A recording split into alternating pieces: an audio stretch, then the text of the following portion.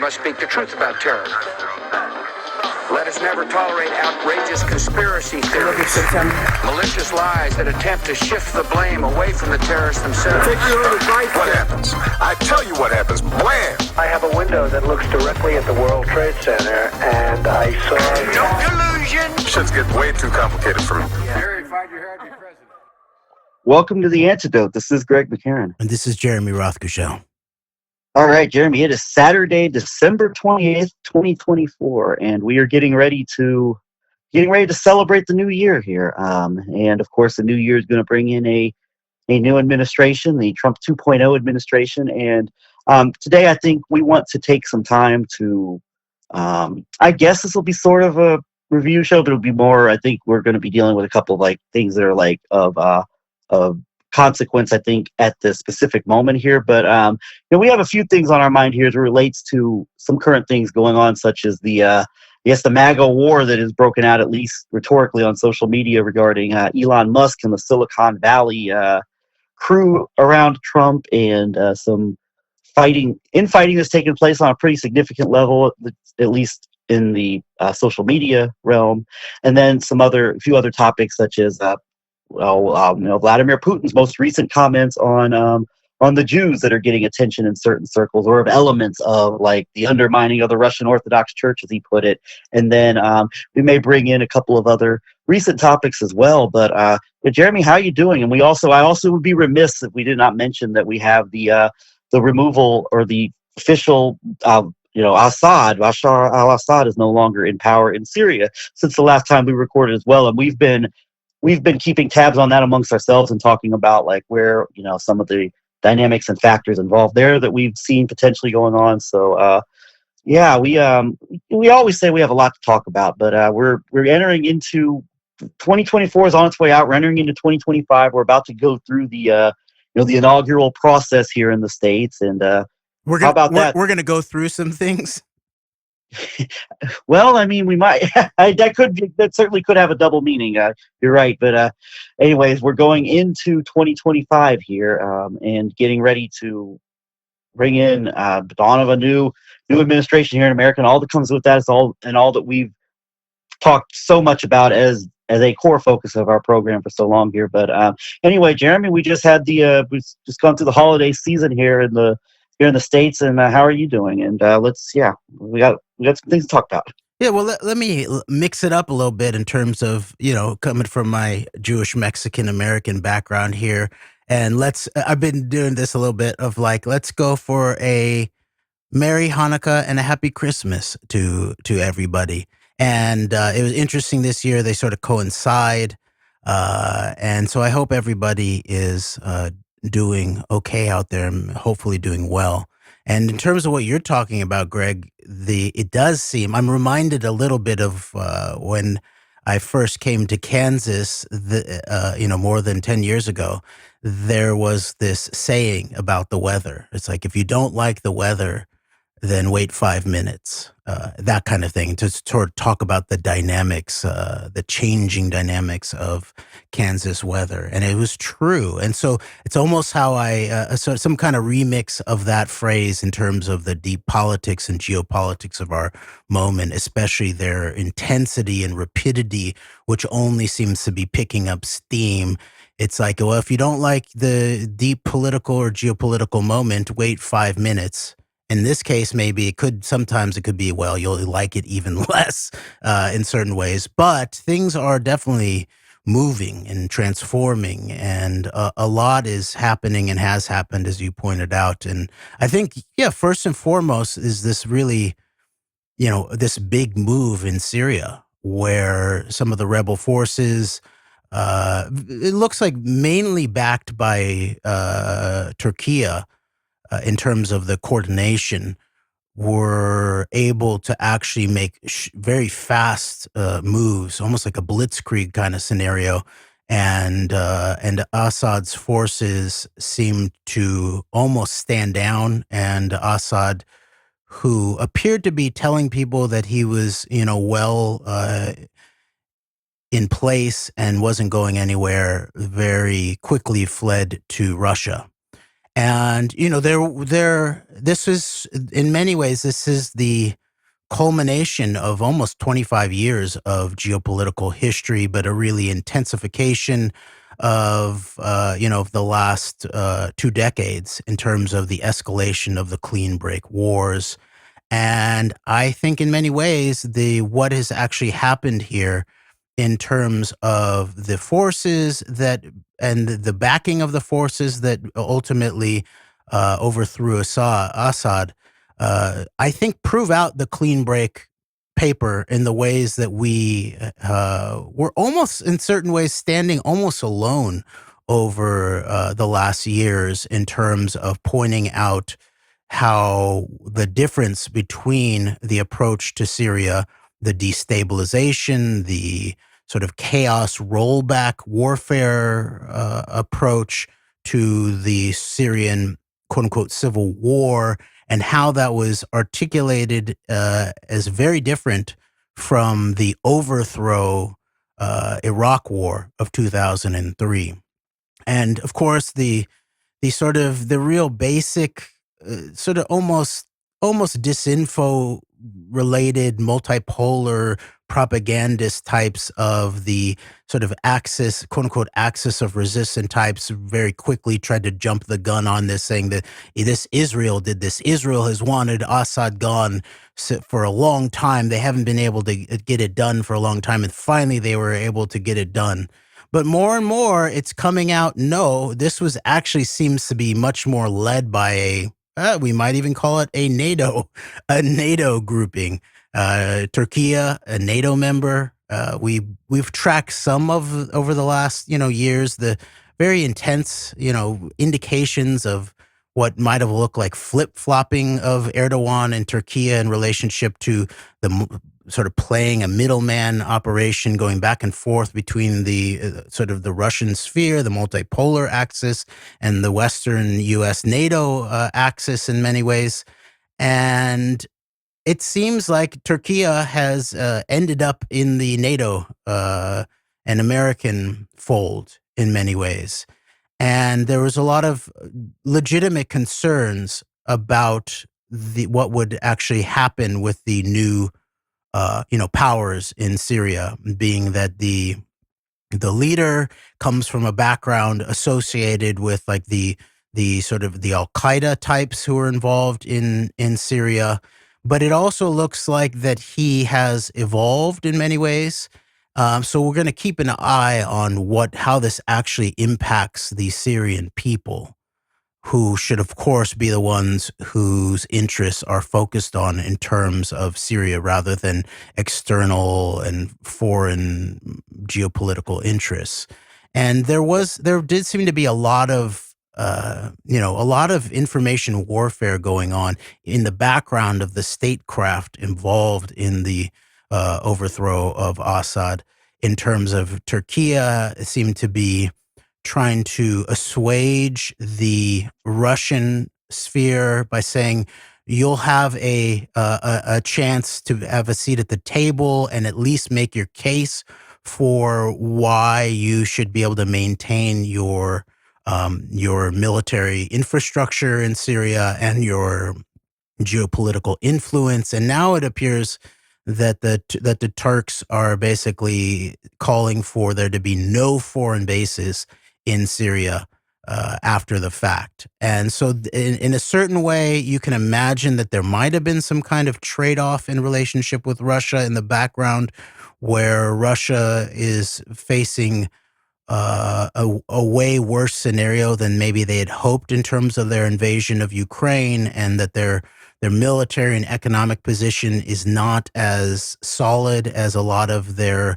Western assets and useful idiots would like to say. And remember, a lot of these people, like everyone from like maybe Scott Ritter to maybe Ryan Dawson types, they were the ones who were saying that that Ukraine would be totally overthrown in like weeks to months or something like that. They were also the similar kind of ones who were basically saying that this was all State Department, Alex Jones style propaganda, disinformation about talking about false flags that were going to help start a Russian invasion of Ukraine that was not going to happen at all.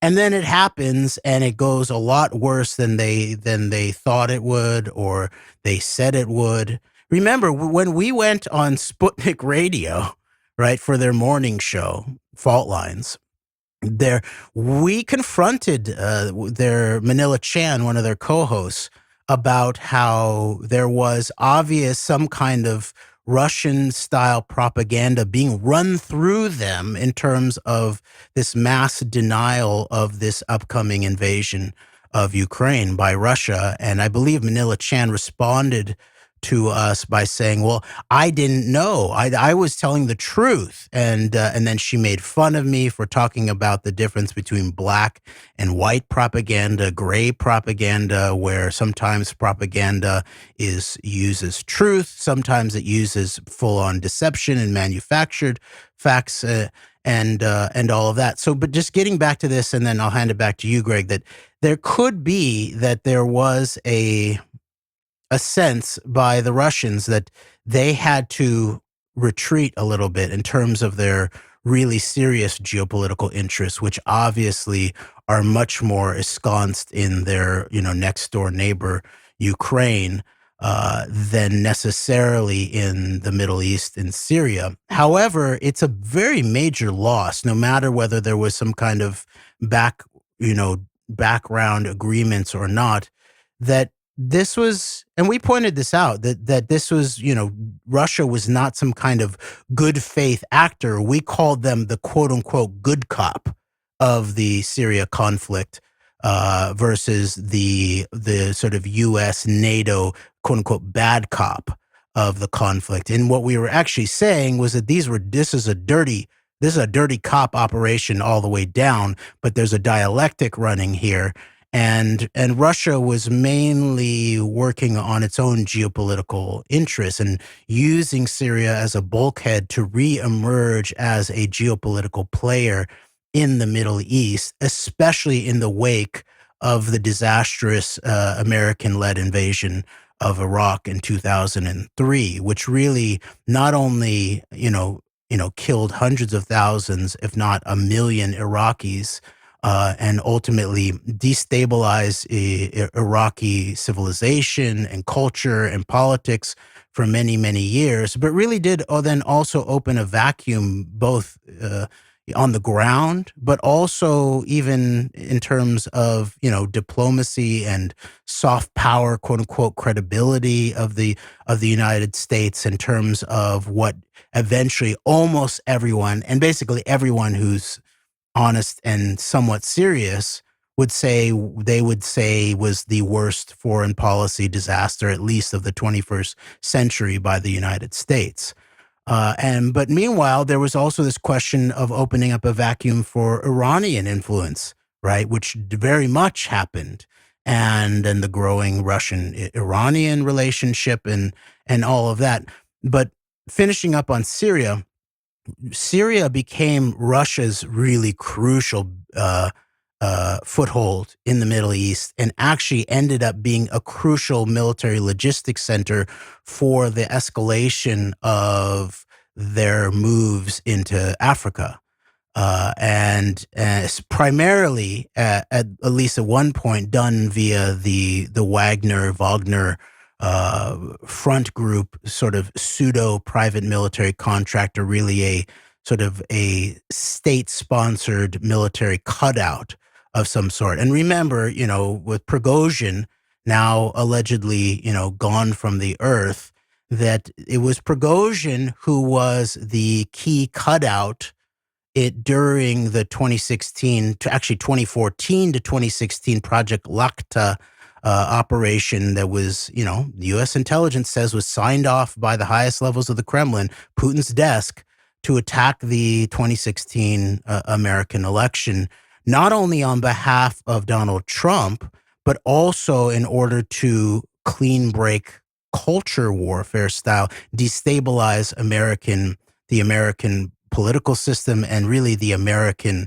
body politic more generally, which we are now still fully in the escalating wake of all of that. And Prigozhin obviously helped run the Internet Research Agency, which was the front end proxy of the Kremlin in terms of, what everybody from Abby Martin calls $15,000 in Facebook ads to more recently Matt Gaetz at Charlie Kirk's convention calls to maybe $200,000 of Facebook ads, but basically a total horseshoe of an attempt to cover up the depth and scope of the 11/9 operation, as we call it, in terms of the attack on the American body politic focused on the American election. So there's a lot that is coming to the ahead in certain ways for those who have the eyes to see and the ears to hear in terms of what actually has now gone down in Syria and how it relates to a much deeper geopolitical history. I was just going to say, remind you not to forget the hot dog vendor who once catered for Vladimir Putin. But yeah, and following up, one thing I noticed, this is just in the immediate aftermath. I'm not sure if this was like how prevalent this is now, but there were kind of what you call maybe a kind of a usual suspects of people that were pushing that it was a form of I look at it as a form of a dehumanization and a form of taking away agency from the Syrian people. Is like, it's all these the Western Israel bringing in Uyghur terrorists from China to pose as the Syrians wanting like popular resistance to Assad and all this. I always notice those kind of things. And anyway, Jeremy, you would we were before we recorded. We should probably link to this article in the from the Middle Eastern Eye website about Russia and about Assad, how Israel's plan to carve up Syria was thwarted by Assad's downfall, and it goes into an effort to basically, I think, divide Syria into the effort to divide Syria into three zones with the United and have the United Arab Emiratis as a sort of an overseer of this, but this would require Assad staying in power. So this is from the Middle Eastern Eye, and we will post this in our show notes when we upload the show to our platforms. But this is we've been following this trend for a while of like and you were getting into it too just now with when you were talking of just Assad and this idea, this conventional wisdom almost that's taken is that like it's Israel and the United States. Once again, it's the indistinguishing of interest of the Netanyahu gang and of the U.S. government. Of they all just want Assad removed, and they were all in uniform agreement on this, but the Russians stepped in and thwarted their plans, and that's interesting because I think it is interesting that you do have articles coming out like this from a source like Middle Eastern Eye in the immediate aftermath of this, because I certainly think they should be put on the table and taken into consideration along with any conversations about certainly what's going on or what may have or may not have happened with the removal of Assad, because these kind of things, these are data points that do go along with like the fact that really was the Netanyahu gang too, were they really against like the Russians entering Syria in the context that they did, which also coincided, went hand in hand with the framing of the Obama-Clinton administration as being the mother and father of ISIS, as they were called, and then also with the manufactured and weaponized migration crisis in Europe that played a big role in the shaping up of an element of the terror culture war that ultimately brought Donald Trump in 11/9 into the highest office of the American state. This is a very good point, and I think you're right. We should we'll link to these Middle East Eye articles. One that you just quoted from, the revealed how Israel's plan to carve up Syria was thwarted by Assad's downfall, and then I'll just do the subtitle. Security sources tell Middle East Eye Israel wanted to keep Assad in power under Emirati tutelage while establishing military and strategic ties with the Kurds in the northeast and the Druze in the south. And this is, like you said, an inability or an unwillingness to distinguish interests, Greg, has become the so-called common sense or common wisdom of a lot of media, including controlling large bulks of the so-called alt media. And you really have to be able to like parse through complexity and detail and difference and all of that in order to understand this. Because really this begins to, say, okay, and we've never really said that. We're not saying that the clean breakers got everything that they wanted, because this was behind some of the desires of the clean breakers. They actually wanted to break up Iraq too. That, you remember, this whole plan to break it up goes back to sort of hardcore Israeli foreign policy going back, almost 50 years now. When you go back to the Oded Yinon plan that was released in the early 80s, which really called for exactly this kind of thing, that Israel was going to gain its geopolitical status in its so-called neighborhood by figuring out how to divide and conquer and break up their regional nemesis in many ways. So there was a whole group of people that wanted to break up Iraq into different ethno-religious enclaves, right? In a similar kind of way that these same forces, that obviously surround a figure like Netanyahu, wanted to do the same in Syria. And then people, the same cast of characters who are tried to sort of jump on this as Israel did this, taking of Assad from power. They're the same ones who would always deny the actual role of Russia on the ground. Yes, Russia was an unstable or an uncomfortable backer and ally of Assad, but ultimately, is there any other force in the world that actually bombed Syria more than the Russians? I don't believe so. Maybe Assad himself. But it was the Russians who really, under the guise of being the good cop against the evil Al Qaeda, ISIS, and then NATO, U.S., Israeli-backed insurgents bombed, significant portions of Syria. And so when you actually think about it, that was way more destabilizing, while sort of stabilizing Assad himself, but really destabilizing in terms of the future of the Syrian nation as a whole. And so you could see that was the much longer term plan of how Netanyahu and Putin had this alliance in relationship to Syria, and that would look like this sort of the clean breakers' desire to try to break up Syria rather than overthrow Assad in the midterm. But other forces are at work here. And of course, when you get into the real deep background of Palestine specifically, and you begin to think of the Ottoman Empire and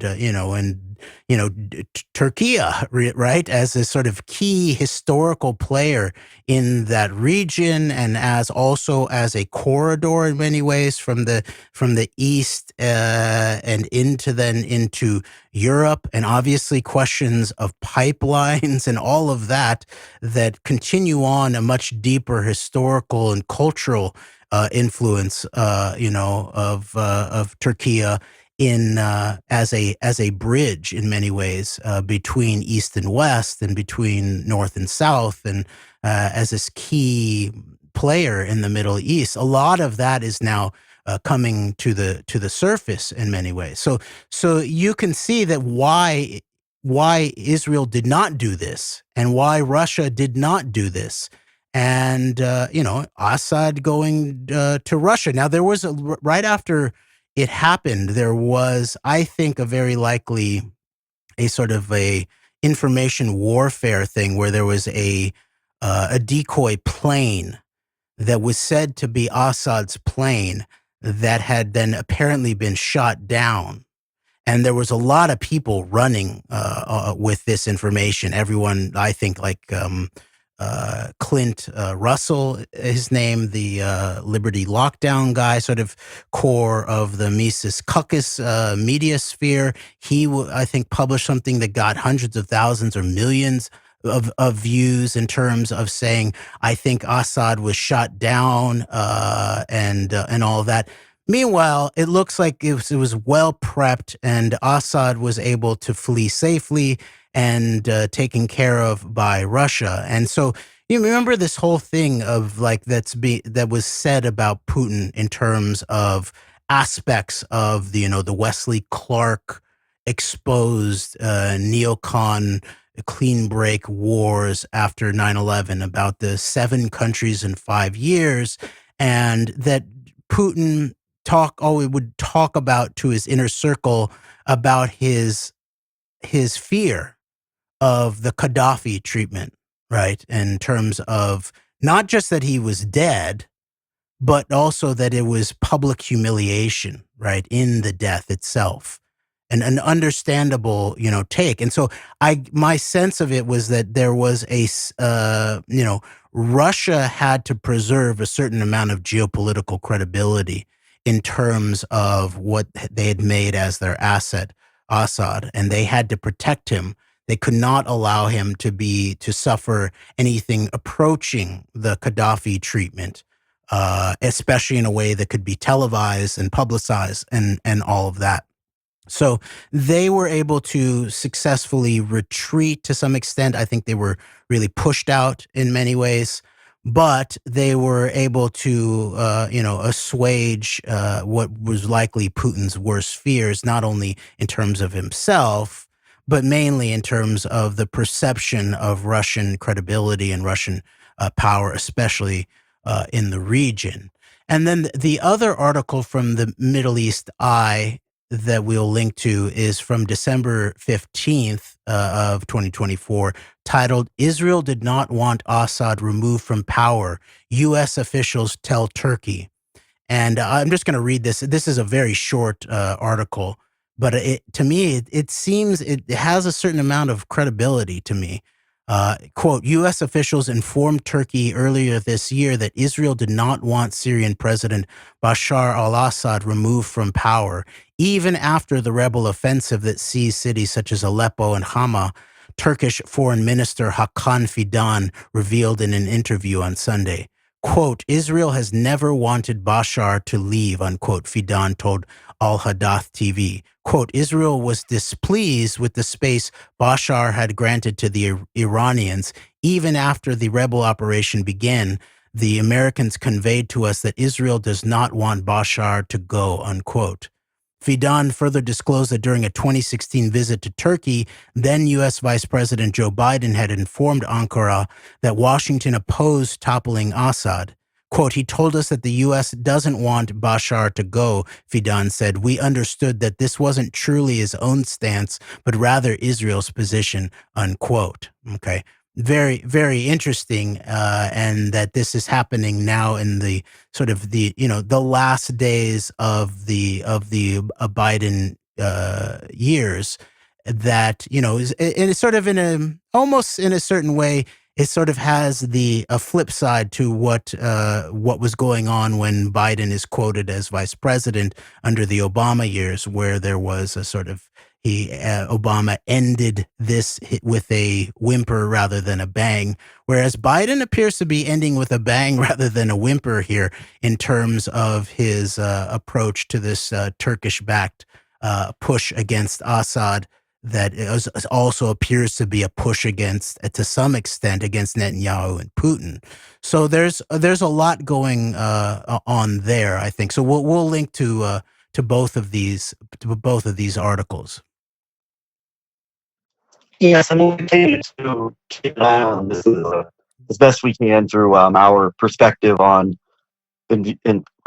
way of looking at this. So yeah, but that is quite a shakeup right at the end of the Biden administration, going into Trump 2.0, right in December. Like the Assad. It's been 13 years since going on close to 14 years since the events in Syria started, which were a part of and at the very least inspired by the 2010-11 Arab Spring. And I'll just real quick mention another article. I think it was also on the Middle East Eye website that was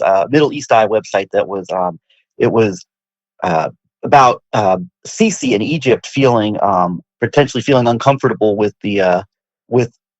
with Assad leaving Syria, of what could happen in Egypt. And this takes me back, and I think this is related to our conversation here, because this takes me back to the events of 2011. Remember the Arab Spring? I think the first really big uh, domino was Hosni Mubarak and the popular protests that led to his resigning as the head of Egypt. He'd been there for 30 years and was, of course, an important. It was important as far as it obviously had important close relationship with the Israeli government, and along with with certain U.S. administrations. But then the narrative became that he was when he left, it opened the door for the Muslim Brotherhood and the radicals to take over with Morsi, and then ultimately Sisi comes into power, and obviously he's very good for I would say it looks like both the Putin and Netanyahu contingencies, is my gathering of a read of Sisi in Egypt. But it takes me back to this whole. There was a conversation, and it was interesting. It was the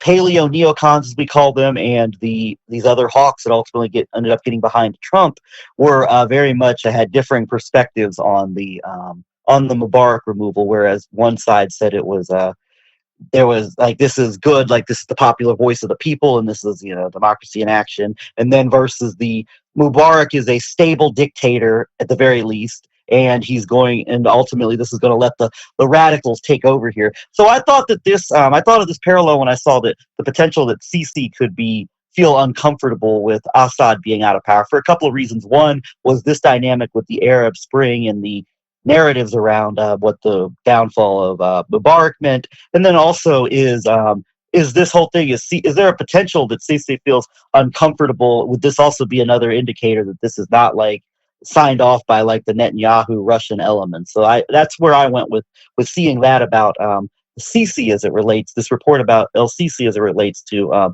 Assad leaving Syria. Yes, and there's lots of deeper history that could be gone into, and probably should be combined, that are combined in both the deeper history and responsibility in many ways of the West, especially the Anglo-American alliance, in undermining organic and democratic pushes in the region, in terms of aspects of like pan-Arab nationalism, where under the guise, and maybe sort of legitimately held potentially under the guise of the Cold War, there was an undermining of authentic, like, both Arab democratic pushes and Arab nationalism, where the Anglo-American alliance ultimately ended up sort of getting behind what became these very authoritarian, autocratic leaders, surrounded by things like the Ba'ath Party, which in my cursory research looked like it was actually a toxic intelligence mimic, really, of these much more organic, authentic, pan-Arab democratic nationalism approaches in the region that were beginning to grow in the sort of the early years and decades after the World War II and the launch of the Cold War in many ways. So there's that. Then there's also this question of Egypt, as you're pointing out.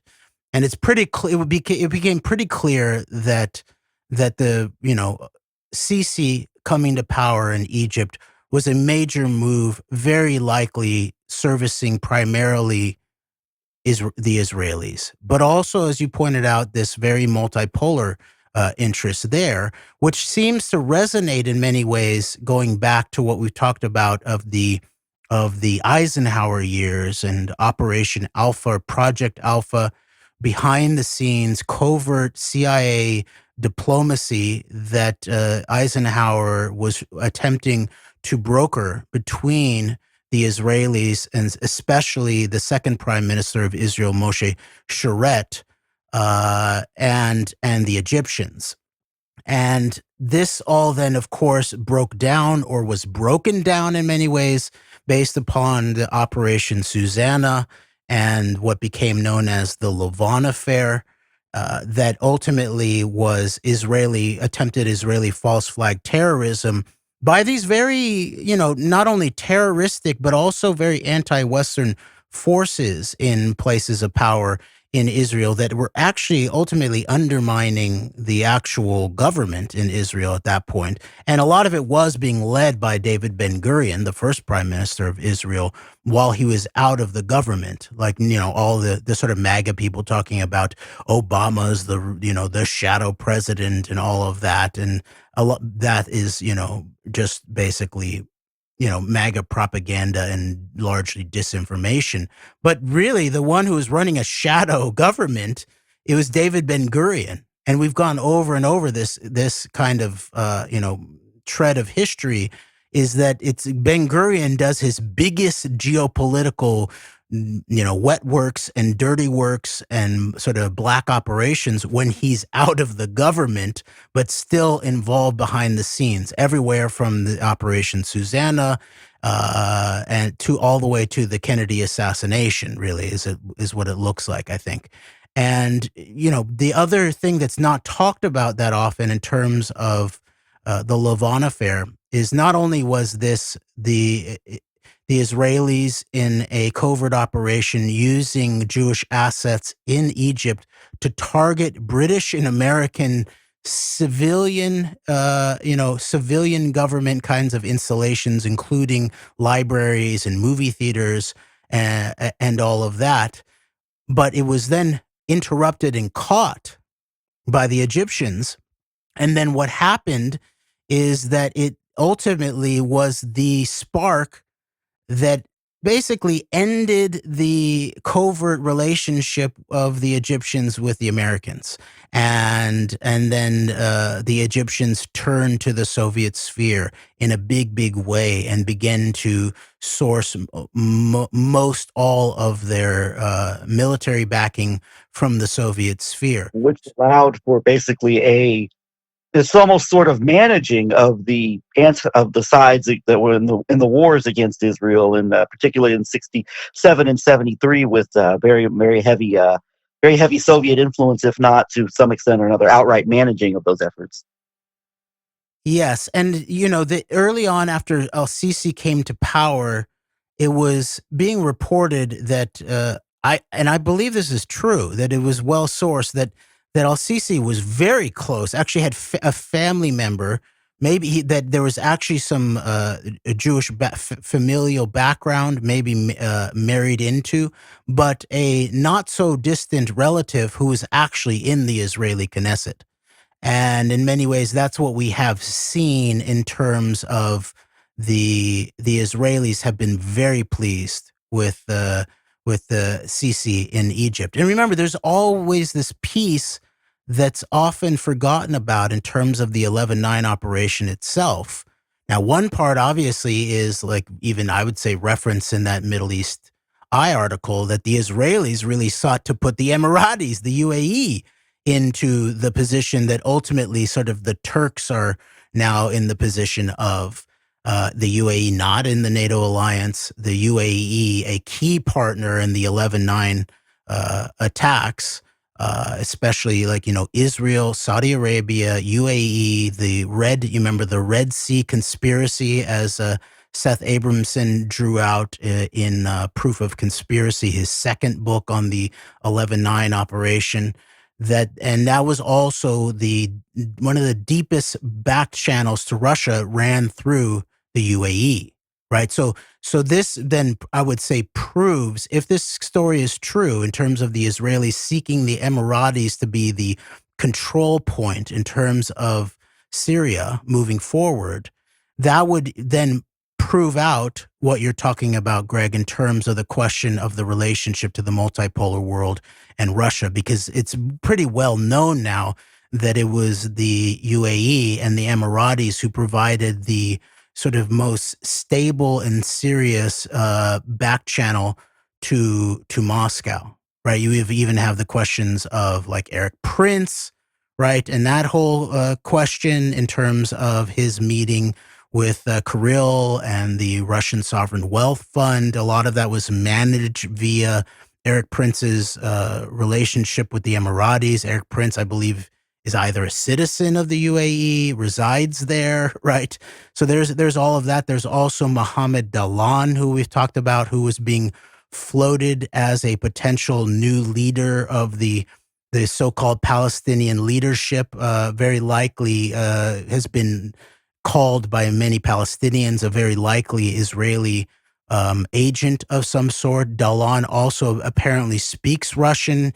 He was key in relationship to the connection between Israel and amongst the UAE, and then into Russia. Was on the ground apparently in Russia, and playing some kind of covert diplomatic back channel for a sub-Rosa Palestinian group, probably answering to the Netanyahu Israelis. So you have all of that. So the UAE was crucial as a crucial Israeli partner, obviously, and a crucial, I would say, Russian partner. And they're really maybe the key Middle Eastern bridge between the two. But it's often left behind that Egypt and specifically Sisi and Michael Flynn was a key piece of the 11/9 operation too. At the very least, their interests, right? There was a story of these millions of dollars that were flowing in during the 2016 into 2017 transition. Michael Flynn making apparent dirty deals behind the scenes in terms of facilitating Egyptian nuclear supplies, I think energy, but serious things going on in relationship to the Egyptian role in the 11/9 attacks too. So if we read this situation in Syria, I think accurately and comprehensively, we really get a lot more data, not only about the deep background of the history in the Middle East and Palestine and Israel, but we also get more data moving forward about the actual scope and interests involved in the 11/9 operation that helped install Trump the first time. Yes, great points. And Gary, do you want to talk a little bit before we move into this domestic MAGA war on social media over Elon Musk and the Silicon Valley crew about the latest Putin comments about the raceless, rootless cosmopolitans and atheistic Jews who destroyed the Russian Orthodox Church?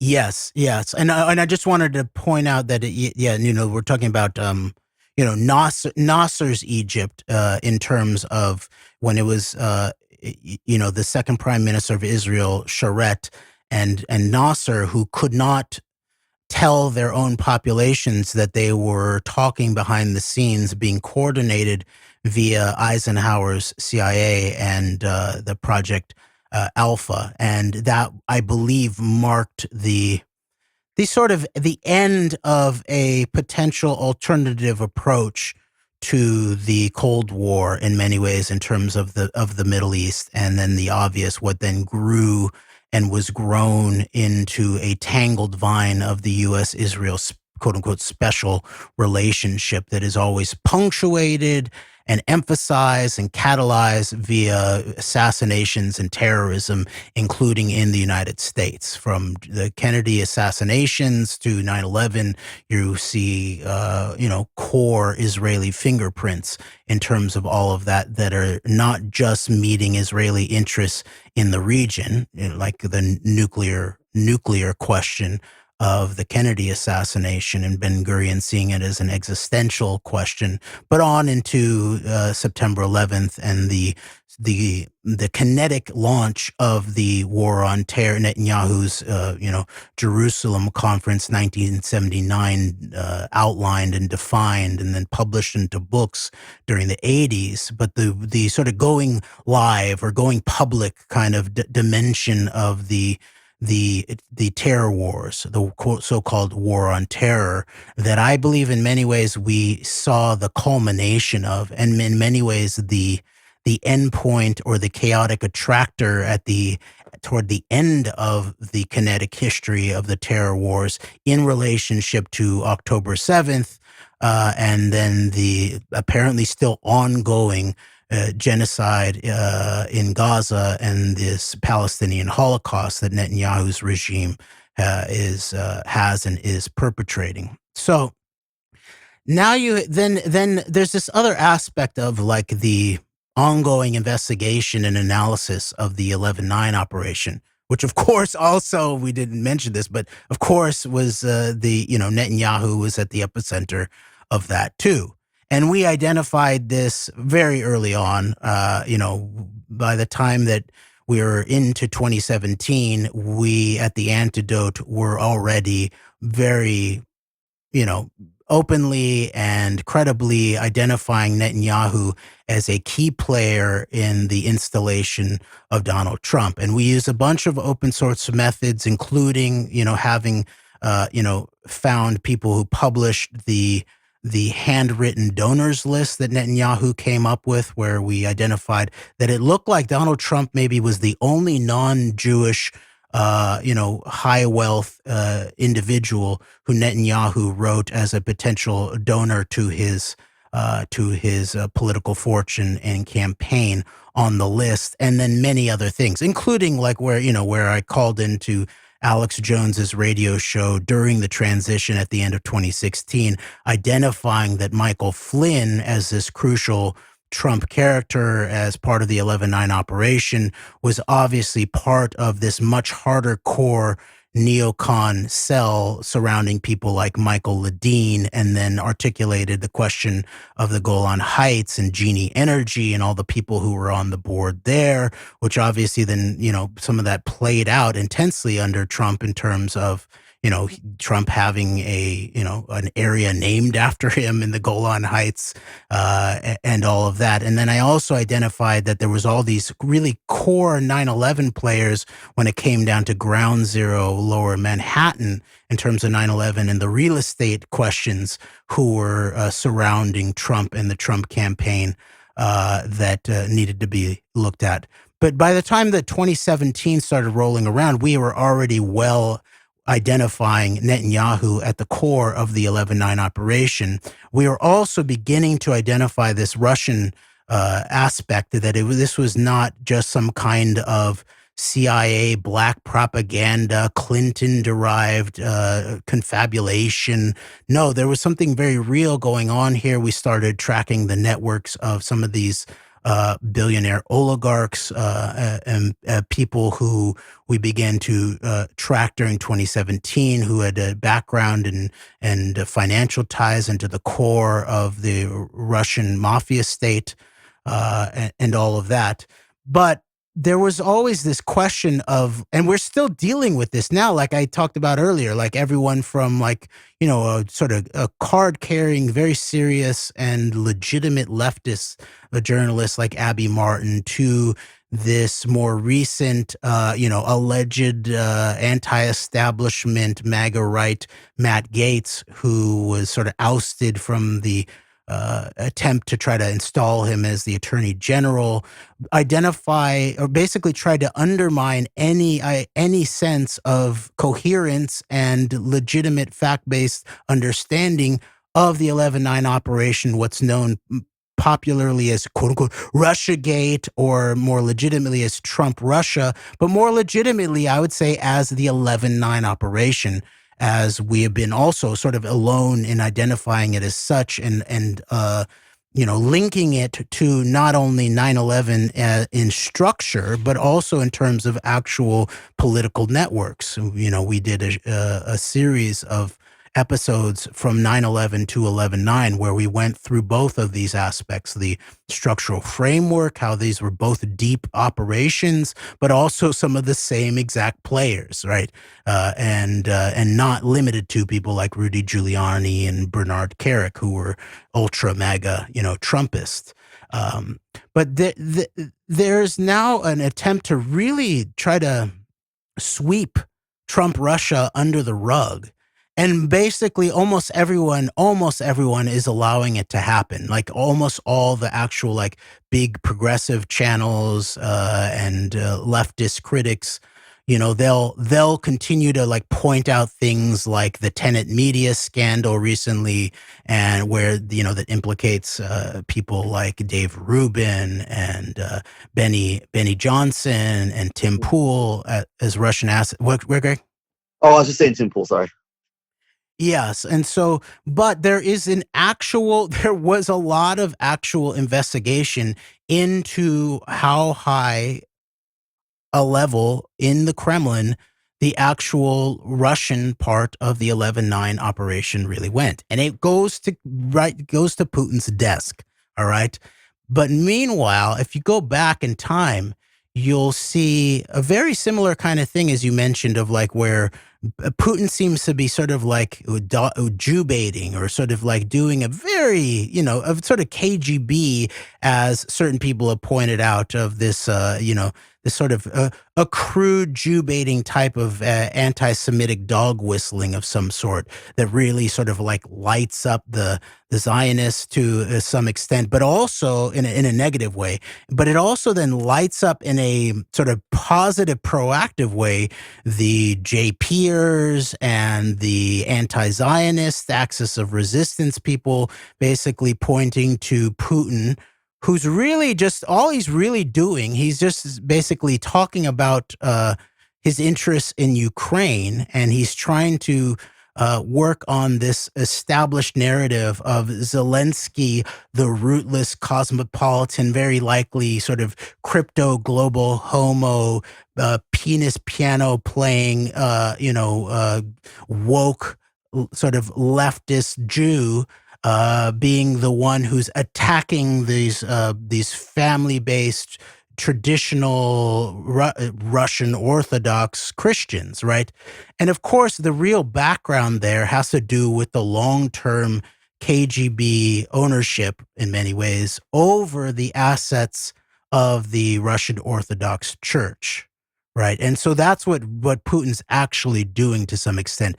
To me, it actually signals that Putin is sort of in a rhetorically and geopolitically weak place, which is obvious just from like what we talked about in terms of Syria. They've been ousted from Syria. They're sort of like, they had to tuck their tail and leave and bring their asset Assad with them back to Moscow in many ways. And so obviously things are not as, they're not in the position of strength that many of their agent provocateurs in the information warfare space were trying to point them out to be just a few weeks ago, right? When Alex Jones, like the Russians are about to unleash World War III, nuclear Armageddon with their new weaponry and all of that kind of thing. And the Russians did show in a sort of brief show of force in Ukraine, hypersonic missile capacity, right? But the whole threat of World War III, once again, when we've talked about when we were addressing 11/9 over the years, that the twin pillars of Russian propaganda as it works in the domestic American information and media space is almost always the threat of civil war, if you're talking about domestic politics, or the threat of nuclear World War III Armageddon, if you're talking about, international politics or geopolitics. And so you can always recognize this, I think, in terms of who's mimicking these things, all the way from Alex Jones to Tim Pool to, Trump's designated director of national intelligence, Tulsi Gabbard. Remember, we always pointed out how she would always mimic these World War III, the woke Civil War kind of talking points. And so, And now add the alien invasion to that too, Jeremy. well, you're right. That's the escalation now, in many ways. It's true. And so here, let's go back to 2016, November 17th, 2016. This is right, about a week and a half after 11/9, November 9th, which was not election day. Election day was November 8th. And then we called it 11/9 because it was after midnight that very quickly the media and then ultimately the Clinton campaign acknowledged that Trump had won the election, right? So Trump actually became the president-elect on 11/9. So then just a week and a half later, from the Times of Israel, Russian spokeswoman says Jews behind Trump win. Maria Zakharova says Jewish donors told her they were giving twice as much to Republican nominee, so she knew he would win. Quote, Maria Zakharova, the Russian Foreign Ministry spokeswoman, has reportedly suggested that Donald Trump won the U.S. election because of support from, quote unquote, the Jews. Unquote. By the way, this is now, we've seen exactly the inverse of this. Then this is gray propaganda, obviously, because, at the time we were already beginning to flesh out, yes, from the RJC, the Republican Jewish Coalition, to all these real hardcore Likud Jewish billionaire donors, they were all lining up ultimately behind Trump. At the same time, in a similar kind of way to 2024, who were the two biggest actually domestic American populations that voted against Trump?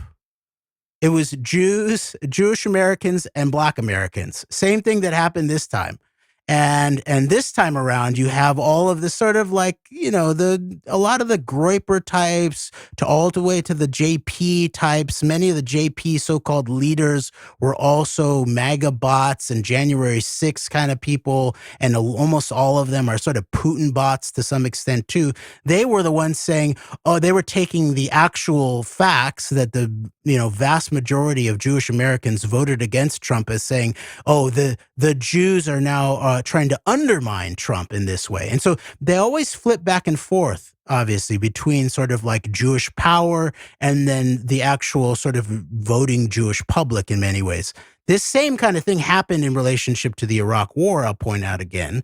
And I see no one else really sort of bringing this out, but I'm almost positive I saw the actual data-driven analysis that of any sort of identifiable like minority group in the United States, that Jewish Americans were at least some of the most against the Iraq War, while, as I've also pointed out, and this can be found in Chapter 8 of the Israel Lobby by Mearsheimer and Walt, that every single Jewish organization and thus, institutional asset of the actual Israel Lobby agitated, supported the Iraq War. So you're always dealing with, to this some kind of split. And a lot of this even goes back to the earlier history of Zionism in the United States and how much actual resistance there was on the ground. I just found a book about the history of Jewish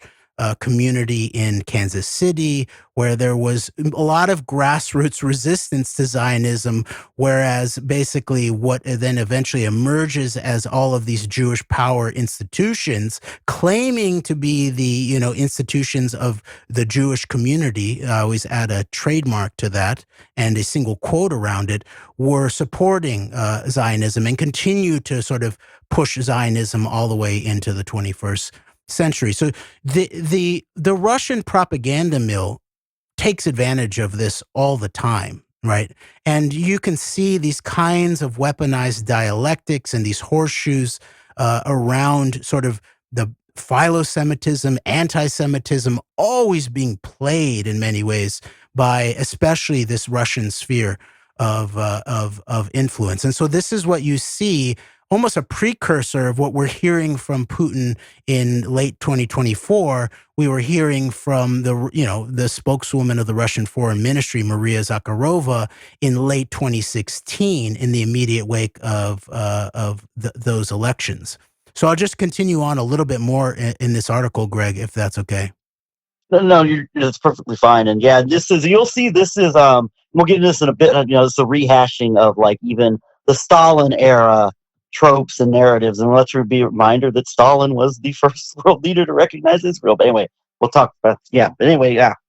A very, very important point, because actually it's the wake of Stalin in many ways, right? Where, you have the national Bolshevik types to this day sort of saying, well, Stalin rooted out the Jewish influence inside of the Bolshevik movement and the Soviet Union and all of that. And then you go on to someone like Yuri Andropov, who was actually involved in targeting sort of Jewish disruptors within the Soviet Union and sort of psychiatric weaponization in terms of all of that. And yet power politics, geopolitical power politics, a lot goes back to the question of, as you pointed out, Stalin being the first leader in the world to de facto recognize Israel, which signaled decades of playing both sides of the so-called Israel-Palestine conflict and the larger regional conflict in terms of the Soviet position of all that, publicly backing the Arabs, but never enough to actually back them to actually militarily confront successfully Israel in terms of the Palestinian question, but then also at the same time dealing covertly with the high-level Israeli elements, including the insertion of high-level Israeli moles inside of both the Israeli military intelligence, politics, all the way back to the beginning of the state, where you even get that whole question of, of a lot of what became the Likud leaders in a very strange kind of historical manner, being sort of like allowed out of Poland, apparently with a sign-off by the Soviet Union, to join the fight in the run-up to the King David Hotel bombing, and then ultimately establishment of the State of Israel, then de facto recognized first and foremost by Stalin. All right.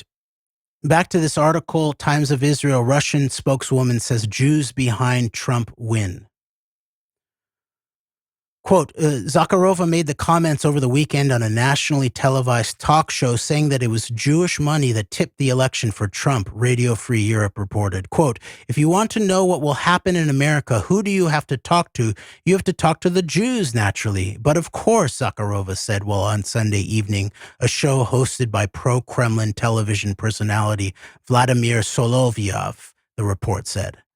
And Greg, do you want to just give a little quick background on this Solovyov and how this is immediately relevant to our current media situation? Well, Vladimir Solovyov is a Russian, as it says right there. He's straight up. He's a Russian, basically a Russian propaganda television host, and he recently, on a couple of occasions, has interviewed Alex Jones, and this is while Alex Jones is making the case. I'm not a Putin shill. I'm not this or that. But meanwhile, this guy is a straight up Russian propagandist. He was actually there was a State Department report that mentioned him as got into his propaganda and the type of role that he plays back in 2022. So yeah, most recently he has been a go-to for Alex Jones as far as doing Russian media interviews. Vladimir Sokolov.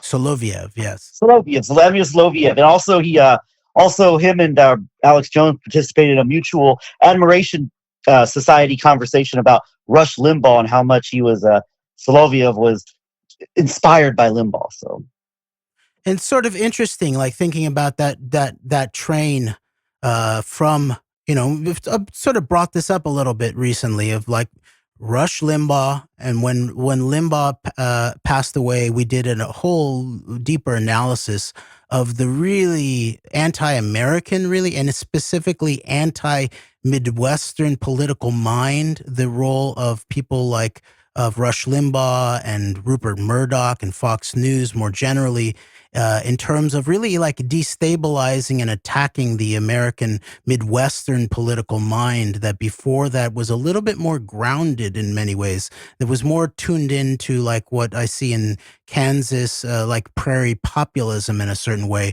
where it was really that sort of turned into this clean break culture war reactionary political force that temporarily served the GOP, but over the long term seems to mainly undermine the American body politic. But so I think you see a much stronger line from the Rush Limbaugh to the Alex Jones. Now, there were times when Alex Jones would decry Rush Limbaugh and Fox News, or he was going to make the Glenn Beck deception and all of that. But when it's all sort of said and done, Alex Jones is pretty much just the new Rush Limbaugh, or an associate, a sort of colleague of the Glenn Becks. He's not an alternative. He's just sort of a very talented entertainer in the guise of a Rush Limbaugh. And there's, many people will not like this, but I think it's tracks out that in terms of the Zoomer generation, the 21st century new media operations, that you then come to the Groypers and Nick Fuentes. And Nick Fuentes, despite sort of being a little bit harsher on the Jewish question and Zionism and Israel than Alex Jones has been known for and properly criticized for in many ways, ultimately, it's, what the 11/9 operation, the real truth about the 11/9 operation really is where you begin to see where these people fall down. And Trump and the allegiance to the Trump MAGA operation. And I think ultimately, we could legitimately track a line for different media times and media contexts and spheres, from Rush Limbaugh to Alex Jones. Alex Jones, as we said, was like the key. He was the key legitimizer, sort of like patriot right legitimizer, sort of giving a grassroots insurrectionary sheen to the Trump operation back through 2016 and 2015 when Trump was on his show. And by the way, remind folks that it was that Alex Jones, similarly to these little cowardly podcasters, including the entire Rogan sphere in 2024, Alex Jones did not take the opportunity in interviewing Donald Trump to confront him about the hard facts that Alex Jones made his name for as the alleged father of the 9/11 truth movement, more like what I've called him, the dirty uncle of the dirtied up 9/11 truth movement. No, Alex Jones allowed Trump and facilitated Trump to further the cover up of Israeli intelligence celebrating on September 11th in terms of what Trump had begun to be held accountable, except for types of Glenn Greenwald, by the way, also for saying that it was Muslims in New Jersey celebrating 9/11. It wasn't Jewish Israelis working for Israeli military intelligence who were actually caught celebrating on FBI and police documents and per multiple sources in terms of that.